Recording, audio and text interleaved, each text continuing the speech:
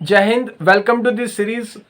इस सीरीज के अंदर हम जुडिशरी के बारे में, न्यायपालिका के बारे में देखेंगे। ये वीडियो जो है सिर्फ उन बच्चों के लिए नहीं है जो स्कूल या कॉलेज जाते हैं या जो किसी कॉम्पिटिटिव एग्ज़ाम की तैयारी कर रहे हैं, किसी एग्ज़ाम की तैयारी कर रहे हैं, बल्कि ये वीडियो उन लोगों के लिए भी है जो कोई और काम करते हैं लेकिन सीखना चाहते हैं। तो इसको सुन के आप ध्यान से इसको सुनेंगे तो आप बहुत अच्छे से, सरल तरीके से आप इन चीज़ों को सीख सकते हैं। तो जो स्टेट होती है उसके 3 हिस्से होते हैं। सबसे पहले जो लेजिस्लेटिव होती है, जो कानून बनाती है, उसके बाद एग्जीक्यूटिव जो कार्यपालिका होती है, और उसके बाद जुडिशरी जो होती है न्यायपालिका। सीरीज में सबसे पहले हम सुप्रीम कोर्ट के बारे में देखेंगे।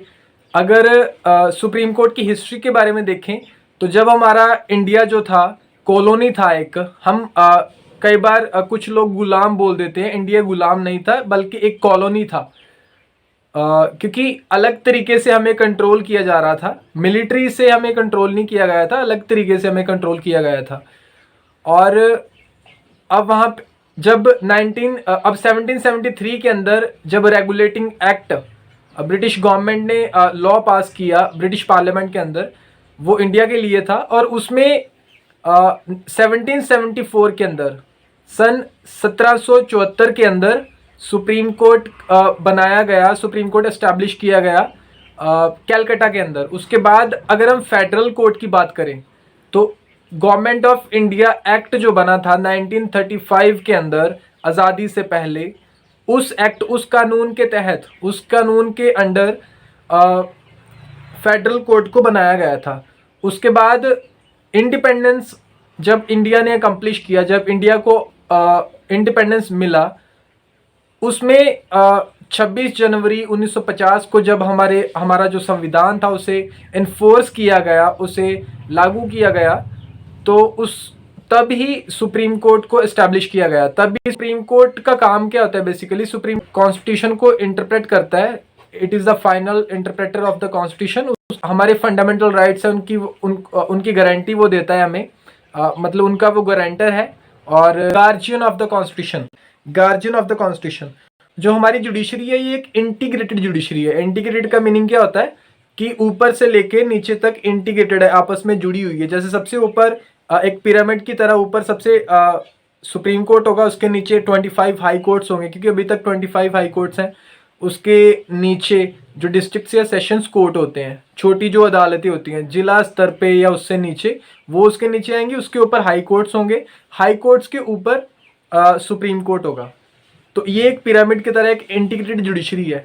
इसके अंदर यही जो सिंगल सिस्टम है जुडिशरी का, सिंगल सिस्टम ऑफ कोर्ट्स है, ये सेंट्रल और स्टेट लॉज दोनों को ये इन्फोर्स कर। जजेस होते हैं सुप्रीम कोर्ट के, उनकी जो सैलरीज हैं, जो उनकी पेंशन्स हैं, उनकी अगर हम बात करें, जो अलाउंसेस जो उनको भत्ते मिलते हैं, वो सारा कुछ पार्लियामेंट डिसाइड करती है। पार्लियामेंट प्रिस्क्राइब करती है कि कितना कितना उनको, कितनी उनकी सैलरीज होगी, क्या क्या उनको मिलेगा, कितने कितने अलाउंसेस उनको मिलेंगे। उसके बाद सुप्रीम कोर्ट की सीट की बात करें कि जो सुप्रीम कोर्ट की सीट कहाँ पे होगी, तो ये कॉन्स्टिट्यूशन जो है ये बताता है कि न्यू दिल्ली के अंदर, अनाउंस करता है कि न्यू दिल्ली के अंदर सुप्रीम कोर्ट की सीट होगी। और ऑथोराइज भी करता है, अथॉरिटी देता है CJI को, चीफ जस्टिस ऑफ इंडिया को अथॉरिटी देता है कि वो चाहें तो सीट जो है सुप्रीम कोर्ट की दिल्ली से कहीं और भी लेके जा सकते हैं।